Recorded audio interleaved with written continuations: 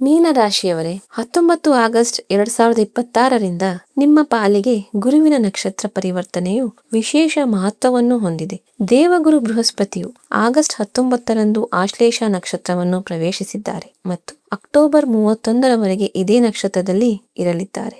ಗುರು ನಿಮ್ಮ ರಾಶಿಯ ಅಧಿಪತಿಯಾಗಿದ್ದಾರೆ. ಹಾಗಾಗಿ ಈ ಸಮಯವು ನಿಮ್ಮ ವೃತ್ತಿ ಜೀವನದಲ್ಲಿ ಮುಂದುವರಿಯಲು, ಆರ್ಥಿಕ ಸ್ಥಿತಿಯನ್ನು ಬಲಪಡಿಸಲು, ಸ್ಥಗಿತಗೊಂಡಿದ್ದ ಕೆಲಸಗಳನ್ನು ಪೂರ್ಣಗೊಳಿಸಲು ಮತ್ತು ಭವಿಷ್ಯಕ್ಕಾಗಿ ಉತ್ತಮ ಅವಕಾಶಗಳನ್ನು ಪಡೆಯುವ ನಿಟ್ಟಿನಲ್ಲಿ ಅತ್ಯಂತ ಪ್ರಮುಖವಾಗಿದೆ.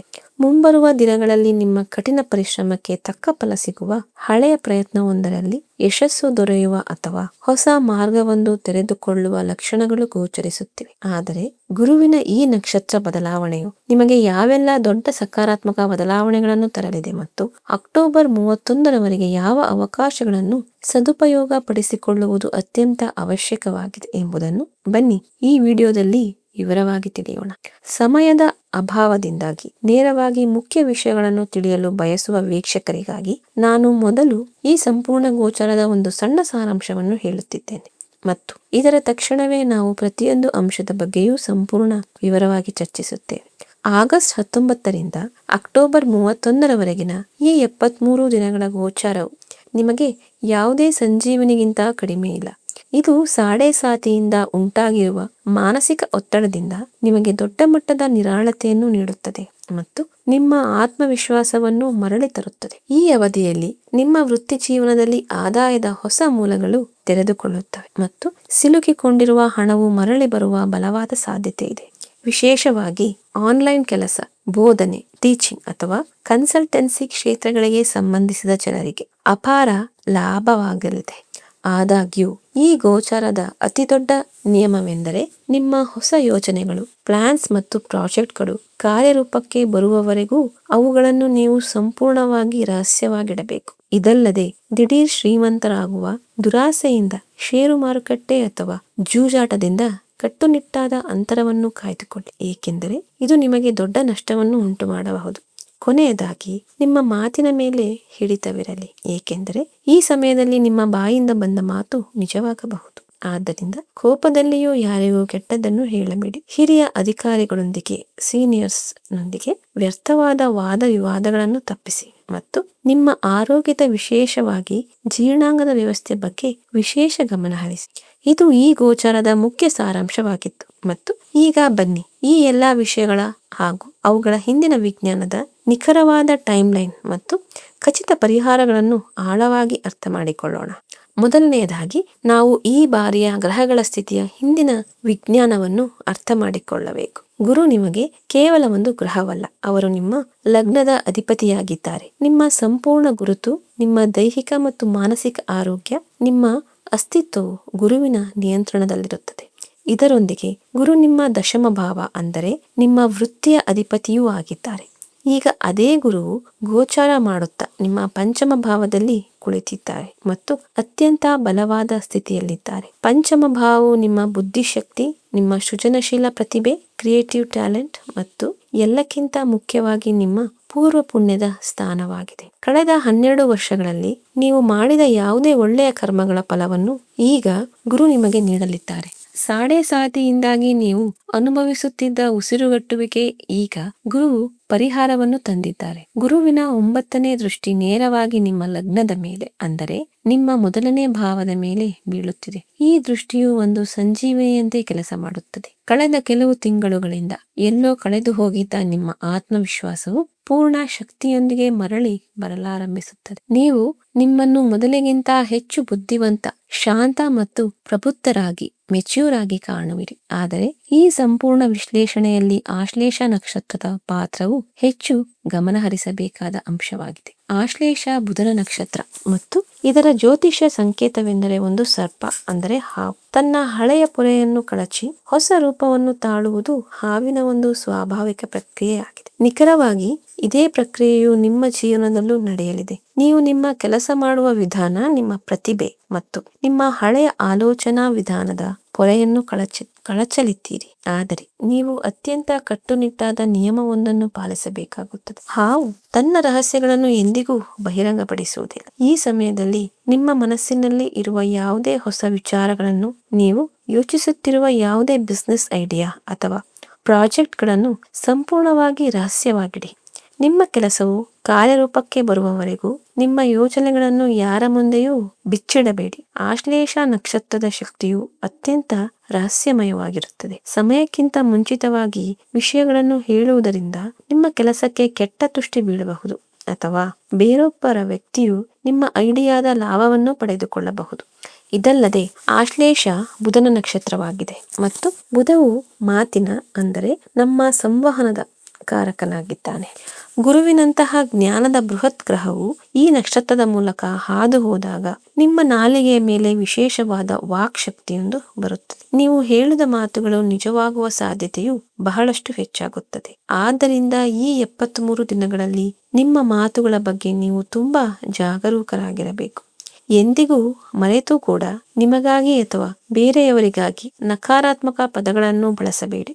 ಅತಿಯಾದ ಕೋಪದಲ್ಲಿಯೂ ಯಾರಿಗೂ ಕೆಟ್ಟದ್ದನ್ನು ಬಯಸಬೇಡಿ ಅಥವಾ ಹೇಳಬೇಡಿ, ಏಕೆಂದರೆ ನಿಮ್ಮ ಬಾಯಿಂದ ಬಂದ ಮಾತು ನಿಜವಾಗಬಹುದು ಮತ್ತು ಅದರ ಕರ್ಮದ ಫಲವನ್ನು ನೀವೇ ಅನುಭವಿಸಬೇಕಾಗಬಹುದು. ನಿಮ್ಮ ಮಾತಿನಲ್ಲಿ ತಾಳ್ಮೆ ಇರಲಿ ಮತ್ತು ಯಾವಾಗಲೂ ಸಕಾರಾತ್ಮಕವಾಗಿ ಮಾತನಾಡಿ. ನಾವು ನಿಮ್ಮ ವೃತ್ತಿ ಜೀವನ ಮತ್ತು ವ್ಯಾಪಾರದ ಬಗ್ಗೆ ಮಾತನಾಡುವುದಾದರೆ ಇಲ್ಲಿ ಅತ್ಯಂತ ಆಳವಾದ ಬದಲಾವಣೆಯೊಂದು ಎದುರಾಗುತ್ತಿದೆ. ನಾನು ಮೊದಲೇ ಹೇಳಿದಂತೆ ಗುರು ನಿಮ್ಮ ಕರ್ಮಭಾವದ ಅಧಿಪತಿಯಾಗಿದ್ದಾರೆ. ಯಾವುದೇ ಗ್ರಹವು ತನ್ನ ಭಾವದಿಂದ 8ನೇ ಸ್ಥಾನದಲ್ಲಿ ಕುಳಿತಾಗ ಅದು ಆ ಭಾವಕ್ಕೆ ಸಂಬಂಧಿಸಿದ ವಿಷಯಗಳಲ್ಲಿ ದೊಡ್ಡ ರೂಪಾಂತರವನ್ನು ಅಂದರೆ ಟ್ರಾನ್ಸ್ಫಾರ್ಮೇಶನ್ ತರುತ್ತದೆ ಎಂಬುದು ಜ್ಯೋತಿಷ್ಯದ ಅತ್ಯಂತ ಸ್ಪಷ್ಟ ನಿಯಮವಾಗಿದೆ. ನಿಮ್ಮ ದಶಮ ಭಾವದಿಂದ ಎಣಿಸಿದಾಗ ಪಂಚಮ ಭಾವವು 8ನೇ ಸ್ಥಾನವಾಗುತ್ತದೆ. ಇದರರ್ಥ ನಿಮ್ಮ ವೃತ್ತಿ ಜೀವನದಲ್ಲಿ ಒಂದು ಮಹತ್ವದ ತಿರುವು ಬರುತ್ತೆ. ಅಲ್ಲಿ ನೀವು ನಿಮ್ಮ ಹಳೆಯ ಕಂಫರ್ಟ್ ವಲಯದಿಂದ ಹೊರಬರಬೇಕಾಗುತ್ತದೆ. ನೀವು ಯಾವುದಾದರೂ ಹೊಸ ಕೌಶಲ್ಯ, ಹೊಸ ವಿದ್ಯೆಯನ್ನು ಕಲಿಯಬೇಕಾಗಬಹುದು. ಬಹುಶಃ ನಿಮ್ಮ ಪ್ರಸ್ತುತ ಉದ್ಯೋಗದಲ್ಲಿ ಕೆಲವು ಬದಲಾವಣೆಗಳು ಬರಬಹುದು. ಅದಕ್ಕಾಗಿ ನಿಮ್ಮ ಕೆಲಸದ ಶೈಲಿಯನ್ನು ನೀವು ಬದಲಾಯಿಸಿಕೊಳ್ಳಬೇಕಾಗಬಹುದು ಅಥವಾ ಯಾವುದಾದರೂ ಹೊಸ ಪ್ರಮಾಣ ಪತ್ರವನ್ನು ಅಂದರೆ ಸರ್ಟಿಫಿಕೇಶನ್ ಪಡೆಯಬೇಕಾಗಬಹುದು. ಬೋಧನೆ, ಟೀಚಿಂಗ್, ಕನ್ಸಲ್ಟೆನ್ಸಿ, ರಿಸರ್ಚ್ ಅಥವಾ ಯಾವುದೇ ರೀತಿಯ ಜ್ಞಾನ ಆಧಾರಿತ ಕ್ಷೇತ್ರಗಳಲ್ಲಿ ಇರುವವರಿಗೆ ಇದು ಹೊಸ ಎತ್ತರವನ್ನು ತಲುಪುವ ಸಮಯವಾಗಿದೆ. ನಿಮ್ಮಲ್ಲಿರುವ ಯಾವುದಾದರೂ ಗುಪ್ತ ಸಾಮರ್ಥ್ಯವನ್ನು ನೀವು ನಿಮ್ಮ ವೃತ್ತಿಯಾಗಿ ಪರಿವರ್ತಿಸಬಹುದು. ಅನೇಕ ಜನರಿಗೆ ವರ್ಕ್ ಫ್ರಮ್ ಹೋಮ್ ನಂತಹ ಪರಿಸ್ಥಿತಿಗಳು ಸಹ ನಿರ್ಮಾಣವಾಗಬಹುದು. ಅದು ನಿಮಗೆ ಸಾಕಷ್ಟು ಅನುಕೂಲಕರವಾಗಿರುತ್ತದೆ. ಆದರೆ ಇಲ್ಲಿ ಆಶ್ಲೇಷ ನಕ್ಷತ್ರದ ಒಂದು ನಕಾರಾತ್ಮಕ ಅಂಶವೂ ಸಕ್ರಿಯವಾಗಬಹುದು. ಅದರಿಂದ ನೀವು ಪಾರಾಗಬೇಕು. ಆಶ್ಲೇಷದ ಪ್ರಭಾವದಿಂದ ನಿಮ್ಮೊಳಗೆ ಒಂದು ಬಂಡಾಯದ ಸ್ವಭಾವ, ಅನಗತ್ಯವಾದ ಆಕ್ರಮಣಶೀಲತೆ ಉದ್ಭವಿಸಬಹುದು. ನಿಮ್ಮ ಸೀನಿಯರ್ಸ್ ಅಥವಾ ನಿಮ್ಮ ಬಾಸ್ಗಿಂತ ನೀವೇ ಹೆಚ್ಚು ಬುದ್ಧಿವಂತರು ಎಂದು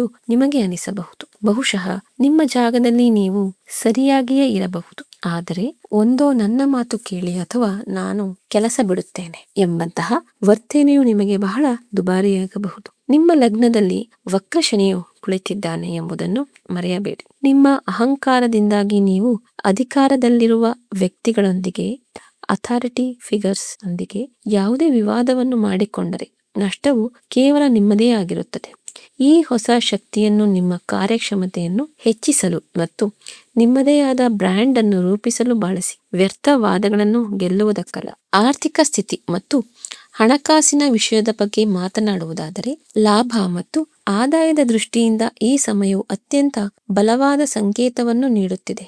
ಪಂಚಮ ಭಾವದಲ್ಲಿ ಕುಳಿತಿರುವ ಗುರುವಿನ ಪೂರ್ಣ 7ನೇ ದೃಷ್ಟಿಯು ನೇರವಾಗಿ ನಿಮ್ಮ ಏಕಾದಶ ಭಾವದ ಮೇಲೆ ಅಂದರೆ ಲಾಭ ಮತ್ತು ಇಚ್ಛಾ ಪೂರೈಕೆಯ ಸ್ಥಾನದ ಮೇಲೆ ಬೀಳುತ್ತಿದೆ. ಗುರುವು ಲಾಭದ ಭಾವವನ್ನು ನೋಡಿದಾಗ ಅವರು ಆದಾಯದ ಹೊಸ ಮಾರ್ಗಗಳನ್ನು ತೆರೆಯುತ್ತಾರೆ. ನಿಮ್ಮ ಹಣ ಎಲ್ಲಾದರೂ ಸಿಲುಕಿಕೊಂಡಿದ್ದರೆ ಅಥವಾ ಯಾವುದೇ ಹಳೆಯ ಪೇಮೆಂಟ್ ಬಾಕಿ ಇದ್ದರೆ ಅದು ಮರಳಿ ಬರುವ ಸಂಪೂರ್ಣ ಸಾಧ್ಯತೆಗಳಿವೆ. ನಿಮ್ಮ ಸಾಮಾಜಿಕ ಜಾಲ, ಸೋಷಿಯಲ್ ನೆಟ್ವರ್ಕ್, ನಿಮ್ಮ ಸ್ನೇಹಿತರು ಈ ಸಮಯದಲ್ಲಿ ನಿಮಗೆ ತುಂಬಾ ಸಹಾಯಕವಾಗಲಿದ್ದಾರೆ. ಯಾವುದಾದರೂ ಹಳೆಯ ಸಂಪರ್ಕವು ನಿಮಗಾಗಿ ಹೊಸ ಅವಕಾಶವನ್ನು ತರಬಹುದು. ಅದು ನಿಮ್ಮ ಹಣದ ಹರಿವನ್ನು ಸಾಕಷ್ಟು ಉತ್ತಮಗೊಳಿಸಬಹುದು. ಆದರೆ ಇಲ್ಲಿ ಒಂದು ದೊಡ್ಡ ಎಚ್ಚರಿಕೆಯೂ ಇದೆ. ಅದನ್ನು ನೀವು ಸಂಪೂರ್ಣ ಗಂಭೀರದಿಂದ ಪರಿಗಣಿಸಬೇಕು. ಪಂಚಮ ಭಾವವು ಷೇರು ಮಾರುಕಟ್ಟೆ, ಜೂಜಾಟ ಮತ್ತು ಹಠಾತ್ ಆಗಿ ಸಿಗುವ ಹಣವನ್ನು ಸಹ ಪ್ರತಿನಿಧಿಸುತ್ತದೆ. ಗುರು ಪಂಚಮದಲ್ಲಿದ್ದಾನೆ, ಆದ್ದರಿಂದ ಎಲ್ಲಾ ಹಣವನ್ನು ಹೂಡಿಕೆ ಮಾಡಬೇಕು ಎಂದು ಯೋಚಿಸಿ. ಜನರು ಆಗಾಗ್ಗೆ ಅತಿಯಾದ ಆತ್ಮವಿಶ್ವಾಸಕ್ಕೆ ಒಳಗಾಗುತ್ತಾರೆ. ಆಶ್ಲೇಷ ನಕ್ಷತ್ರವು ಮನುಷ್ಯನಿಗೆ ತನ್ನ ಬುದ್ಧಿಯ ಮೇಲೆ ಅಗತ್ಯಕ್ಕಿಂತ ಹೆಚ್ಚಿನ ನಂಬಿಕೆಯನ್ನು ಹುಟ್ಟಿಸುತ್ತದೆ. ಮಾರುಕಟ್ಟೆಯ ಚಲನೆಯನ್ನು ನೀವು ಸಂಪೂರ್ಣವಾಗಿ ಅರ್ಥ ಮಾಡಿಕೊಂಡಿದ್ದೀರಿ ಎಂದು ನಿಮಗೆ ಅನಿಸಬಹುದು, ಆದರೆ ಇಲ್ಲಿಯೇ ನೀವು ದೊಡ್ಡ ವಂಚನೆಗೆ ಒಳಗಾಗಬಹುದು. ವಿಶೇಷವಾಗಿ ಅಕ್ಟೋಬರ್ ತಿಂಗಳಿನಲ್ಲಿ ಯಾವುದೇ ರೀತಿಯ ಊಹಾಪೋಹ ಹೂಡಿಕೆಗಳ ಅಂದರೆ ಸ್ಪೆಕ್ಯುಲೇಟಿವ್ ಇನ್ವೆಸ್ಟ್ಮೆಂಟ್ ಬಗ್ಗೆ ಅತ್ಯಂತ ಜಾಗರೂಕರಾಗಿ. ದುರಾಸೆಗೆ ಬಿದ್ದು ರಾತ್ರೋರಾತ್ರಿ ಶ್ರೀಮಂತರಾಗುವ ಯಾವುದೇ ಯೋಜನೆಯ ಭಾಗವಾಗಬೇಡಿ. ತಪ್ಪು ಮತ್ತು ಆತುರದಿಂದ ತೆಗೆದುಕೊಂಡ ಒಂದು ನಿರ್ಧಾರವು ನಿಮ್ಮ ಸಂಪೂರ್ಣ ಉಳಿತಾಯ ಮತ್ತು ನಿಮ್ಮ ಲಾಭವನ್ನು ಗುಡಿಸಿ ಹಾಕಬಹುದು. ಮಾರುಕಟ್ಟೆಯನ್ನು ಆಳವಾಗಿ ಗಮನಿಸಿ. ದೀರ್ಘಾವಧಿಯ ಮಾದರಿಯನ್ನು ಅರ್ಥ ಮಾಡಿಕೊಳ್ಳಿ ಮತ್ತು ನೀವು ಹೂಡಿಕೆ ಮಾಡಲೇಬೇಕೆಂದಿದ್ದರೆ ನಿಮ್ಮ ನಗದು ಹಣವನ್ನು ಸುರಕ್ಷಿತವಾಗಿಟ್ಟುಕೊಂಡು ಯಾವುದೇ ಅಧಿಕೃತ ಹಣಕಾಸು ಸಲಹೆಗಾರರ ಸಹಾಯದಿಂದ ಮಾತ್ರ ಹೆಜ್ಜೆ ಇಡಿ. ವಿದ್ಯಾರ್ಥಿಗಳಿಗೆ ಈ ಗೋಚರವು ಈ ಇಡೀ ವರ್ಷದ ಅತ್ಯುತ್ತಮ ಸಮಯವೆಂದು ಸಾಬೀತಾಗಬಹುದು. ದೀರ್ಘಕಾಲದಿಂದ ಯಾವುದಾದರೂ ಕಠಿಣ ಪರೀಕ್ಷೆಗೆ ತಯಾರಿ ನಡೆಸುತ್ತಿರುವ ವಿದ್ಯಾರ್ಥಿಗಳಿಗೆ ಈ ಸಮಯವು ಅದ್ಭುತ ಫಲಿತಾಂಶಗಳನ್ನು ತರಲಿದೆ. ಪಂಚಮ ಭಾವವು ನಿಮ್ಮ ಶಿಕ್ಷಣದ ಮುಖ್ಯ ಸ್ಥಾನವಾಗಿದೆ ಮತ್ತು ಅಲ್ಲಿಂದ ಗುರುವಿನ 5ನೇ ದೃಷ್ಟಿಯು ನಿಮ್ಮ ನವಮ ಭಾವದ ಮೇಲೆ ಬೀಳುತ್ತಿದೆ. ನವಮ ಭಾವವು ಅದೃಷ್ಟ ಮತ್ತು ಉನ್ನತ ಶಿಕ್ಷಣದ ಭಾವವಾಗಿದೆ. ನೀವು ವಿದೇಶಕ್ಕೆ ಹೋಗಿ ಓದುವ ಯೋಜನೆ ಹೊಂದಿದ್ದರೆ ಅಥವಾ ಯಾವುದಾದರೂ ದೊಡ್ಡ ವೃತ್ತಿಪರ ಪರೀಕ್ಷೆಯನ್ನು ಪ್ರೊಫೆಷನಲ್ ಎಕ್ಸಾಮ್ ಕ್ಲಿಯರ್ ಮಾಡಲು ಬಯಸಿದರೆ ಈ ಸಮಯದಲ್ಲಿ ನಿಮ್ಮ ಸಂಪೂರ್ಣ ಶಕ್ತಿಯನ್ನು ನಿಮ್ಮ ಅಧ್ಯಯನಕ್ಕೆ ಮೀಸಲಿಡಿ. ಈ 2.5 ತಿಂಗಳ ಪ್ರತಿಯೊಂದು ದಿನವೂ ನಿಮ್ಮ ಭವಿಷ್ಯಕ್ಕೆ ಮೈಲಿಗಲ್ಲಾಗಲಿದೆ. ಹಿಂದೆ ನೀವು ಯಾವುದೇ ಪರೀಕ್ಷೆಯಲ್ಲಿ ನಿರಾಶೆಗೊಂಡಿದ್ದರೆ ಆ ವೈಫಲ್ಯವನ್ನು ಯಶಸ್ಸಾಗಿ ಪರಿವರ್ತಿಸುವ ಸಮಯ ಇದಾಗಿದೆ. ಆದರೆ ನಿಮ್ಮ ಏಕಾಗ್ರತೆ ಒಡೆಯದಂತೆ ಎಚ್ಚರ ವಹಿಸಿ. ಅನಗತ್ಯ ವಾದ ವಿವಾದಗಳಲ್ಲಿ ಮತ್ತು ಸಾಮಾಜಿಕ ಜಾಲತಾಣಗಳಲ್ಲಿ ನಿಮ್ಮ ಅಮೂಲ್ಯ ಸಮಯವನ್ನು ವ್ಯರ್ಥ ಮಾಡುವುದನ್ನು ತಪ್ಪಿಸಿ. ನೇರವಾಗಿ ಪಂಚಮ ಭಾವಕ್ಕೆ ಸಂಬಂಧಿಸಿರುವ ಪ್ರೇಮ ಮತ್ತು ರೊಮ್ಯಾನ್ಸ್ ವಿಚಾರದಲ್ಲಿ ನಿಮ್ಮ ದೃಷ್ಟಿಕೋನದ ಅತಿ ದೊಡ್ಡ ಪ್ರಬುದ್ಧತೆ ಮೆಚ್ಯೂರಿಟಿ ಬರಲಿದೆ. ಮೀನರಾಶಿಯವರು ಸಾಮಾನ್ಯವಾಗಿ ಪ್ರೀತಿಯಲ್ಲಿ ಬಹಳ ಭಾವುಕರಾಗಿರುತ್ತಾರೆ. ಆದರೆ ಈ ಗೋಚಾರದ ಸಮಯದಲ್ಲಿ ನೀವು ಕೇವಲ ಬಾಹ್ಯ ತೋರಿಕೆಗಾಗಿ ಮತ್ತು ಮೌಲ್ಯೀಕರಣಕ್ಕಾಗಿ ವ್ಯಾಲಿಡೇಷನ್ ಮಾಡಿಕೊಂಡ ಸಂಬಂಧಗಳಿಂದ ಬಹಳ ದೂರ ಸರಿಯುವಿರಿ.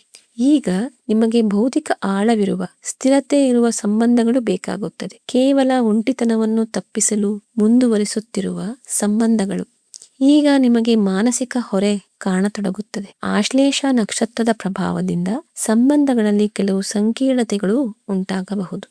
ಸಂವಹನದ ಕೊರತೆಯಿಂದಾಗಿ ನಿಮ್ಮ ಮತ್ತು ನಿಮ್ಮ ಸಂಗಾತಿಯ ನಡುವೆ ಒಂದು ರೀತಿಯ ಹಠಮಾರಿ ಸ್ವಭಾವ ಮೇಲುಗೈ ಸಾಧಿಸಬಹುದು. ಕೆಲವು ಹಳೆಯ ಗುಪ್ತ ರಹಸ್ಯಗಳೂ ಹೊರಬರಬಹುದು. ಅಂತಹ ಯಾವುದೇ ಪರಿಸ್ಥಿತಿಯಲ್ಲಿ ಎಂದಿಗೂ ಕೋಪ ಅಥವಾ ಅಹಂಕಾರದಿಂದ ತಕ್ಷಣ ನಿರ್ಧಾರವನ್ನು ತೆಗೆದುಕೊಳ್ಳಬೇಡಿ. ವಿಷಯಗಳಿಗೆ ಸ್ವಲ್ಪ ಸಮಯ ನೀಡಿ ಮತ್ತು ನಿಮ್ಮ ಭಾವನೆಗಳ ಬಗ್ಗೆ ಸಂಪೂರ್ಣವಾಗಿ ಪ್ರಾಮಾಣಿಕರಾಗಿರಿ. ನೀವಿನ್ನೂ ಸಿಂಗಲ್ ಆಗಿದ್ದರೆ ಈ ಸಮಯವು ನಿಮ್ಮ ಜೀವನದಲ್ಲಿ ಪ್ರಬುದ್ಧ ಮತ್ತು ಶಾಶ್ವತ ಸಂಬಂಧವನ್ನು ಬೆಳೆಸುವಂತಹ ಸಂಗಾತಿಯನ್ನು ತರಬಹುದು. ಮಕ್ಕಳನ್ನು ಪಡೆಯುವ ಇಚ್ಛೆ ಹೊಂದಿರುವ ದಂಪತಿಗಳಿಗೆ ಗ್ರಹಗಳ ಈ ಗೋಚಾರವು ಅತ್ಯಂತ ಸಕಾರಾತ್ಮಕವಾಗಿದೆ. ಫ್ಯಾಮಿಲಿ ಪ್ಲಾನಿಂಗ್ ಅಥವಾ IVF ನಂತಹ ವೈದ್ಯಕೀಯ ಪ್ರಕ್ರಿಯೆಗಳಿಗೆ ಈ ಸಮಯವು ಬಹಳ ಅನುಕೂಲಕರ ಫಲಿತಾಂಶಗಳನ್ನು ನೀಡಬಹುದು. ಈಗಾಗಲೇ ಮಕ್ಕಳಿರುವವರು ತಮ್ಮ ಮಕ್ಕಳ ಶಿಕ್ಷಣ ಮತ್ತು ಭವಿಷ್ಯಕ್ಕಾಗಿ ಮಹತ್ವದ ನಿರ್ಧಾರಗಳನ್ನು ತೆಗೆದುಕೊಳ್ಳಬೇಕಾಗುತ್ತದೆ. ಆದಾಗ್ಯೂ ನೀವು ನಿಮ್ಮ ಮಕ್ಕಳ ಮೇಲೆ ಪ್ರಾಬಲ್ಯ ಸಾಧಿಸುವುದನ್ನು ಹಾವಿಯಾಗುವುದನ್ನು ತಪ್ಪಿಸಬೇಕು. ಆಶ್ಲೇಷ ನಕ್ಷತ್ರದ ಪ್ರಭಾವದಿಂದಾಗಿ ನೀವು ಮಕ್ಕಳನ್ನು ಅತಿಯಾಗಿ ನಿಯಂತ್ರಿಸಲು ಪ್ರಯತ್ನಿಸಿದರೆ ಅವರು ನಿಮ್ಮ ಮಾತುಗಳನ್ನು ವಿರೋಧಿಸುತ್ತಾರೆ. ನಿಮ್ಮ ಜ್ಞಾನದಿಂದ ಅವರಿಗೆ ಸರಿಯಾದ ದಾರಿ ತೋರಿಸಿ, ಆದರೆ ಅವರ ಮೇಲೆ ನಿಮ್ಮ ಆಲೋಚನೆಗಳನ್ನು ಹೇರಲು ಪ್ರಯತ್ನಿಸಬೇಡಿ. ಮನೆ ನಿಭಾಯಿಸುವ ಮಹಿಳೆಯರಿಗಾಗಿ ಈ ಗೋಚಾರವು ಒಂದು ವಿಶೇಷ ಶಕ್ತಿಯನ್ನು ತಂದಿದೆ. ಆಶ್ಲೇಷ ಬುಧನ ನಕ್ಷತ್ರವಾಗಿದೆ ಮತ್ತು ಬುಧವು ನಿಮ್ಮ ಕುಂಡಲಿಯಲ್ಲಿ 4ನೇ ಭಾವ ಅಂದರೆ ಮನೆ ಮತ್ತು ಸುಖ ಹಾಗೂ 7ನೇ ಭಾವ ಅಂದರೆ ವೈವಾಹಿಕ ಜೀವನದ ಅಧಿಪತಿಯಾಗಿದ್ದಾನೆ. ಈ 2 ಭಾವಗಳ ಶಕ್ತಿಯು ಪಂಚಮ ಭಾವಕ್ಕೆ ಬಂದಾಗ ಮನೆಯ ವಾತಾವರಣವು ನೇರವಾಗಿ ನಿಮ್ಮ ಮಾನಸಿಕ ಶಾಂತಿಯೊಂದಿಗೆ ಬೆಸೆದುಕೊಳ್ಳುತ್ತದೆ. ಮನೆಯಲ್ಲಿ ನೀವು ವಿಶೇಷ ಶಾಂತಿಯನ್ನು ಅನುಭವಿಸುವಿರಿ. ನೀವು ಮನೆಯಿಂದಲೇ ನಿಮ್ಮದೇ ಆದ ಸಣ್ಣ ವ್ಯಾಪಾರವನ್ನು ಪ್ರಾರಂಭಿಸಲು ಬಯಸಿದ್ದರೆ ಇದು ಅತ್ಯಂತ ಸೂಕ್ತ ಸಮಯ. ಆದರೆ ವೈವಾಹಿಕ ಜೀವನದ ವಿಷಯಗಳು ಖಾಸಗಿಯಾಗಿ ಇರಲಿ ಎಂಬುದನ್ನು ನೆನಪಿನಲ್ಲಿಡಿ.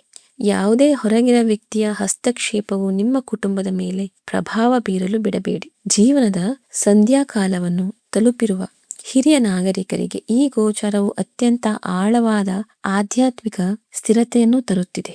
ನಿಮ್ಮ ಗಮನವು ಸತ್ಸಂಗ, ಧಾರ್ಮಿಕ ಗ್ರಂಥಗಳು ಮತ್ತು ಆಧ್ಯಾತ್ಮಿಕ ಚಿಂತನೆಯತ್ತ ಹೆಚ್ಚು ಒಲವು ತೋರುತ್ತದೆ. ಇದು ನಿಮ್ಮ ಜೀವನದ ಅನುಭವಗಳನ್ನು ಯುವ ಪೀಳಿಗೆಯೊಂದಿಗೆ ಹಂಚಿಕೊಳ್ಳುವ ಸಮಯವಾಗಿದೆ.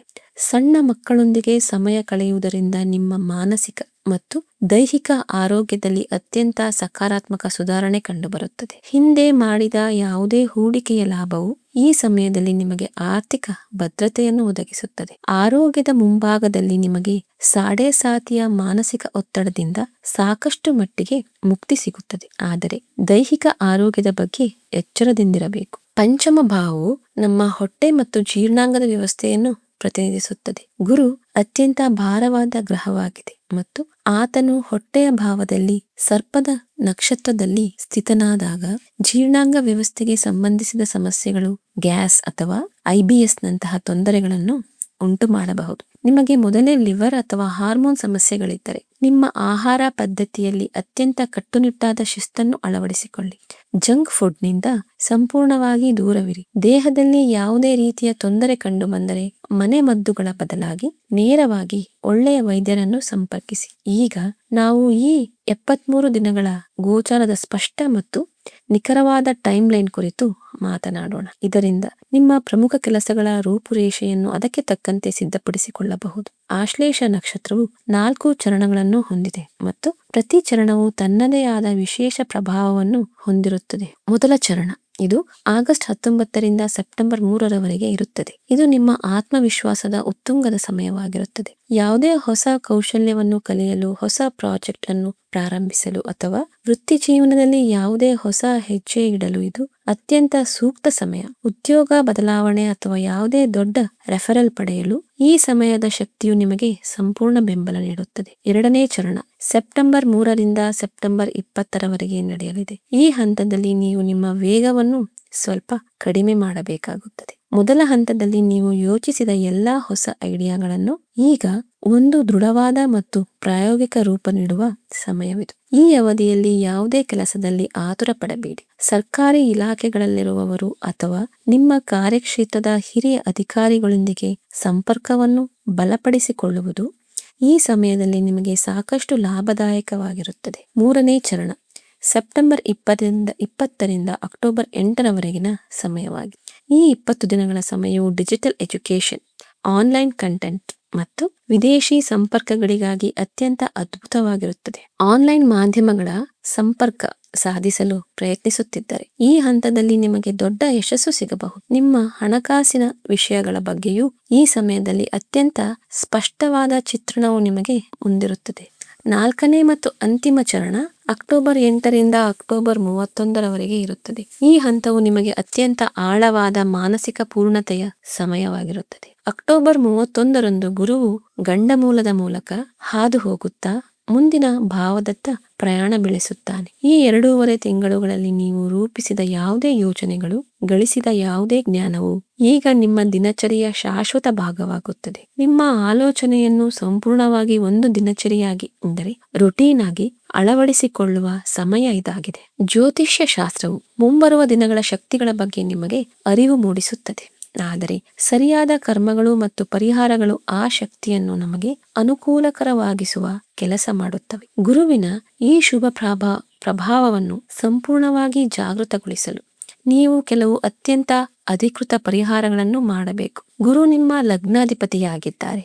ಆದ್ದರಿಂದ ಪ್ರತಿ ಗುರುವಾರ ಯಾವುದಾದರೂ ಗೋಶಾಲೆಗೆ ಭೇಟಿ ನೀಡಿ ನಿಮ್ಮ ಸಾಮರ್ಥ್ಯಕ್ಕೆ ತಕ್ಕಂತ ದಾನವನ್ನು ಖಂಡಿತ ಮಾಡಿ. ಗುರುವಾರದಂದು ಸಣ್ಣ ಮಕ್ಕಳಿಗೆ ಹಳದಿ ಬಣ್ಣದ ಸಿಹಿ ತಿಂಡಿಗಳನ್ನು ತಿನ್ನಿಸುವುದರಿಂದ ನಿಮ್ಮ ಪಂಚಮ ಭಾವವು ಬಹಳ ಬಲಗೊಳ್ಳುತ್ತದೆ. ಸಾಡೆಸಾತಿಯ ಕಾರಣದಿಂದ ಉಂಟಾಗುವ ಅಪರಿಚಿತ ಮಾನಸಿಕ ಒತ್ತಡವನ್ನು ಶಮನಗೊಳಿಸಲು ನಿಯಮಿತವಾಗಿ ಗಾಯತ್ರಿ ಮಂತ್ರವನ್ನು ಮನಸ್ಸಿನಲ್ಲೇ ಜಪಿಸಿ. ಆತಂಕ ಅಥವಾ ತಳಮಳ ಎನಿಸಿದಾಗ ಓಂ ಗುರುವೇ ನಮಃ ಎಂಬ ಜಪವು ನಿಮಗೆ ತಕ್ಷಣದ ಮಾನಸಿಕ ಸ್ಥಿರತೆಯನ್ನು ನೀಡುತ್ತದೆ. ಈ ಗೋಚಾರದ ಅವಧಿಯಲ್ಲಿ ಬಿಳಿ ಮತ್ತು ಹಳದಿ ಬಣ್ಣವು ನಿಮಗೆ ಅತ್ಯಂತ ಶುಭದಾಯಕವಾಗಿರುತ್ತದೆ. ಮೀನರಾಶಿಯವರೇ, ಸಾಡೆಸಾತಿಯ ಪ್ರಭಾವವು ಖಂಡಿತವಾಗಿಯೂ ಭಾರವಾಗಿರುತ್ತದೆ. ಆದರೆ ಕಾಲಚಕ್ರವು ಯಾವಾಗಲೂ ಒಂದೇ ರೀತಿ ಇರುವುದಿಲ್ಲ. ಪ್ರಕೃತಿಯು ಆಗಾಗ್ಗೆ ನಿಮಗೆ ಮತ್ತೆ ಪೂರ್ಣ ಶಕ್ತಿಯೊಂದಿಗೆ ಎದ್ದು ನಿಲ್ಲುವಂತಹ ಬಲವಾದ ಅವಕಾಶಗಳನ್ನು ನೀಡುತ್ತದೆ. ಗುರುವಿನ ಈ ಗೋಚರವು ನಿಮಗಾಗಿ ಅಂತಹದ್ದೇ ಒಂದು ಸುವರ್ಣಾವಕಾಶವಾಗಿ. ನಿಮ್ಮ ಸಾಮರ್ಥ್ಯಗಳ ಮೇಲೆ ನಂಬಿಕೆ ಇಡಿ. ನಿಮ್ಮ ಜ್ಞಾನವನ್ನು ಸರಿಯಾದ ದಿಕ್ಕಿನಲ್ಲಿ ವಿಸ್ತರಿಸಿ ಮತ್ತು ನಿಮ್ಮ ಕೆಲಸದ ಬಗ್ಗೆ ಸಂಪೂರ್ಣ ಪ್ರಾಮಾಣಿಕರಾಗಿರಿ. ಈ ಸಮಯವು ನಿಮ್ಮ ಜೀವನದಲ್ಲಿ ಅತ್ಯಂತ ಸಕಾರಾತ್ಮಕ ಮತ್ತು ಶಾಶ್ವತ ಬದಲಾವಣೆಯನ್ನು ತರುತ್ತದೆ ಎಂಬುದನ್ನು ನೀವು ಕಾಣುವಿರಿ. ನಮಸ್ಕಾರ.